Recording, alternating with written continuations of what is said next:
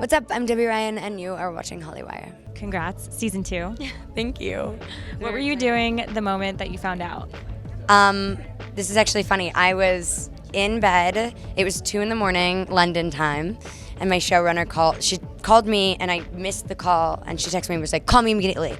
And then a cast member of mine just texted me a bunch of exclamation points, and I called her back, and she told me, and I was it was like a very celebratory night. I was like there to be celebrating my boyfriend and like this huge kind of relaunch that he was doing, and so I was like freaking out and excited, and then he was freaking out, and then because anxiety is what it is, I then began to have a panic attack, which, you know, there is no logic, right, with mental illness, and I know that, but like at that moment I was like, no, like I just want to be happy, and so it was like this kind of this rushing, and then afterwards just this like pure bliss of having been able to like be with him in that moment and celebrate both of us, and then have him kind of talk me down, and then a gorgeous celebration. So yeah, it couldn't have been better. And then I called my mom and dad, and I like geeked out and text my grandma. Yeah.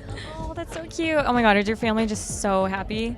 They're really happy. I mean, I think they have just been so like selfless and supportive, and have never wanted it for me, and have always wanted to make sure that I have like a way out and a life that if at any point this all becomes so much, because when I started doing this, there wasn't like social media. You didn't wonder like what Lizzie McGuire had for lunch, you know, like it was just there were and so the show and yeah, you get to watch it and that's it. Yes, exactly. And so I think that the anonymity, like trading that away in order to like watch my dream come true and hustle for that, has been like an interesting thing that I couldn't have predicted, and they have seen and been there for me in every beautiful version of it. And so I think just to have cared and invested so much so selflessly, and like it's very cool to be able to share this continued success with them. Yeah.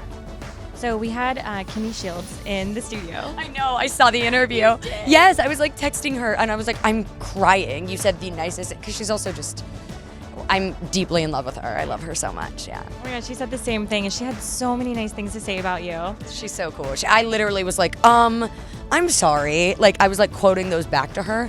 I was like, you. Yeah, she's amazing. I truly like, there are things that my career has brought into my life, which are cool. And then there are things that like changed my life and are like very incredible and instrumental. Like I don't know who I would be, and Kimmy Shields is one of the best things that has ever happened to me as a byproduct of my career. Like truly, the fact that human being exists and the fact that I get to know her, like I feel lucky. Kimmy, get the tissues. Kimmy, here I swoon. What is it like working with the cast of Insatiable? They're special. Everyone is special. I mean, the way that I described Kimmy is like could be said for a lot of them. And really, every single person, and getting to know, you know, of course, some people that I just don't have scenes with, and some people that I just would go to like a sports bar with Sarah Colonna and like watch our teams play, watch her husband play for, at the time, the Seahawks, and you know, she put up with me being a Cowboys fan, and we just like that sort of thing. We're watching like Arden, and she got me into The Bachelor, and you know, Dallas Roberts, truly like a gift and a partner on this process, and an amazing actor and an inspiration, and just really sends it the whole time.